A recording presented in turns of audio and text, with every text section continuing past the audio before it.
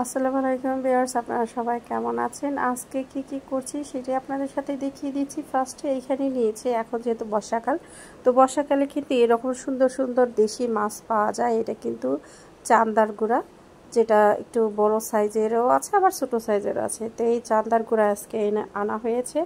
আমরা যেহেতু বাংলাদেশের মানুষ, আমরা কিন্তু এই দেশি মাছগুলো খুবই পছন্দ করে থাকি, খুব মজা করে খেয়ে থাকি।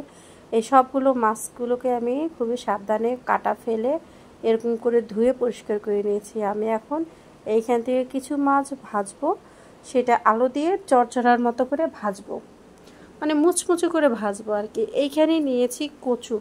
এটি হচ্ছে আমাদের এখানে বলি যে কচু, মিষ্টি কচু। তো এই কচুগুলো খেতে কিন্তু মাশাআল্লাহ অনেক মজা হয়। আমি কিন্তু ভালো করে একটা কচুকে ভালো করে পরিষ্কার করে নিচ্ছি। এটার যে উপরের ছালটা তুলে নিলে কিন্তু সুন্দর একবারে মোমের মতো সিদ্ধ হয়ে যায়। তো দেখতেই পাচ্ছেন, এখন এটিকে ভালো করে পরিষ্কার করে নিচ্ছি। আমি এখানে হাত দিয়ে ধুই না, আমার হাত দিয়ে ধুইলে না ও একটু হাতে একটু অ্যালার্জির মতো হয়। কারণ আমার এই কচুর যে এটা অনেক দিন, 2-3 দিন আমার অ্যালার্জির ভাব থাকে হাতে। তো এইখানে আমি রাইস কুকারে সিদ্ধ দিয়েছি। রাইস কুকারে সিদ্ধ দেওয়াতে সুবিধা হচ্ছে কি, আপনি অটোমেটিক দিয়ে রাখলেন ওটা আপনি হয়ে থাকে। তো এখানে যে মাছ নিয়েছিলাম আমি যে বললাম, তো এখানে দিয়েছি হলুদ, মরিচ, ধনিয়ার গুঁড়া, লবণ দিয়ে ভালো করে মেখে মাছগুলোকে একবারে লাল লাল করে ভেজে নেব। তারপরে হচ্ছে দেখাবোই আমি, দেখেন ভালো করে তেলটা গরম হওয়ার পর একটু বেশি তেল দিয়ে দিবেন। পরে এই তেলেই আপনি কিন্তু অন্যান্য জিনিস ভেজে নিতে পারবেন। তো দেখতেই পাচ্ছেন আমি বেশ কি বলবো, প্রায় 250 গ্রাম মাছের মতো এখানে আমি নিয়ে নিয়েছি। তো সেই মাছগুলোকে ভালো করে ভেজে তারপরে হচ্ছে রান্না করব। তো এখানে আমি লবণ দিয়ে দিয়েছি কচুর মধ্যে। কচু কিন্তু একবারেই বেশি দেওয়া যায় না, দিলে না আপনার পাতিলে ধরবে না। এর জন্য 2-3বারে আমি কচুগুলোকে ধাপে ধাপে দিয়েছি। কারণ হচ্ছে কচু কিন্তু ফুলে থাকে অনেক, কিন্তু সিদ্ধ হলে কিন্তু অল্প হয়ে যায়। তো দেখতেই পাচ্ছেন মাছগুলো কিন্তু আমি লাল লাল করে ভেজে নিয়েছি। এখানে একটা ইলিশ মাছ বের করে নিয়েছি। ইলিশ মাছের মাথা লেজ দিয়ে কচুটা রান্না করব। তো ইলিশটাকে হালকা একটু ভিজিয়ে নেব, যেহেতু ডিপ থেকে বের করেছি। এখন ভিজিয়ে নিলে কিন্তু এটা মোটামুটি কাটা যাবে। তো পানিতে এখন রেখে দেব, তারপরে হচ্ছে পরে কেটে নেব। তো এখানে কিন্তু দেখেন মাছগুলো সুন্দর ভাজা হওয়ার পর বেশ অনেকটি পেঁয়াজ কুচি, তারপরে হচ্ছে কাঁচামরিচ, আর এখানে 2টা ছোট সাইজের আলু নিয়েছি। তো আলুটা কিন্তু লাল লাল হয়ে যাবে, আলুও কিন্তু অল্প হয়ে যাবে। এখন বেশি দেখা গেল আলু যখন লাল লাল হয়ে ভাজতে ভাজতে অল্প হয়ে যাবে। খেতে খুবই মজা হয়। এই রেসিপিটা আপনারা একবার করে দেখবেন। এই চান্দা মাছের গোড়া কিন্তু যদি আমি ঝোল করতাম তাহলে কিন্তু কাটা কাটা হয়ে যেত, আমার বাচ্চারা বা ওইভাবে খাওয়া যেত না।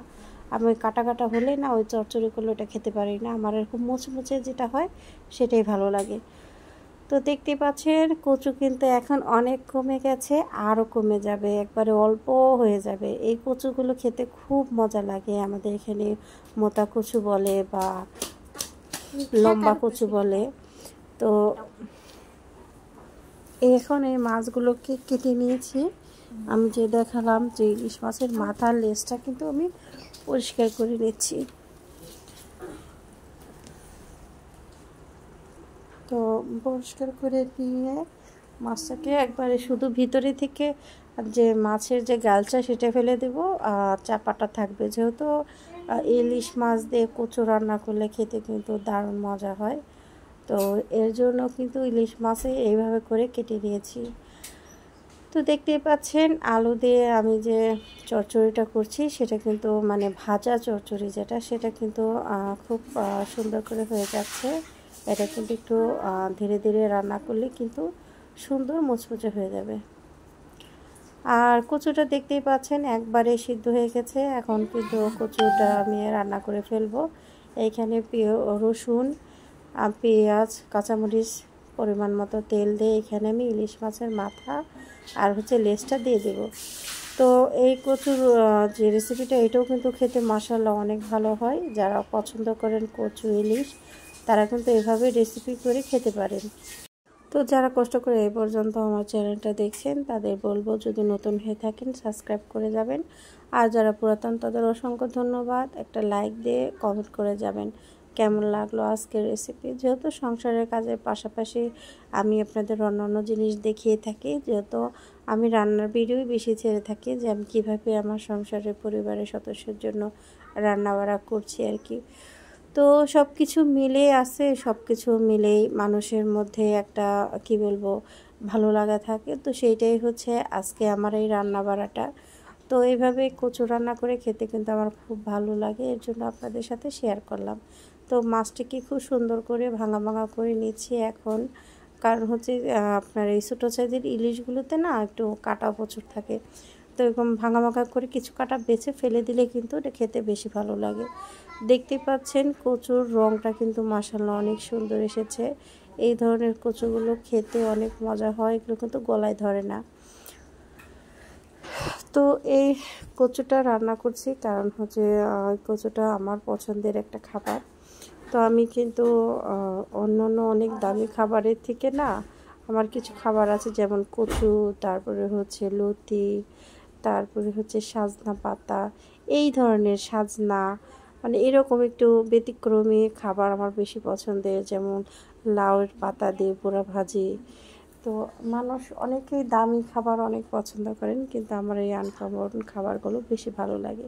তো এই যে সেই আপনার মুচমুচে আলু ভাজা দিয়ে আপনার হচ্ছে মাছের ভাজি, তো ঝাল ঝাল করে রান্না করেছি, খেতে খুব ভালো হয়েছে। এইটা আপনাদের সাথে একটু শেয়ার করে দিচ্ছি।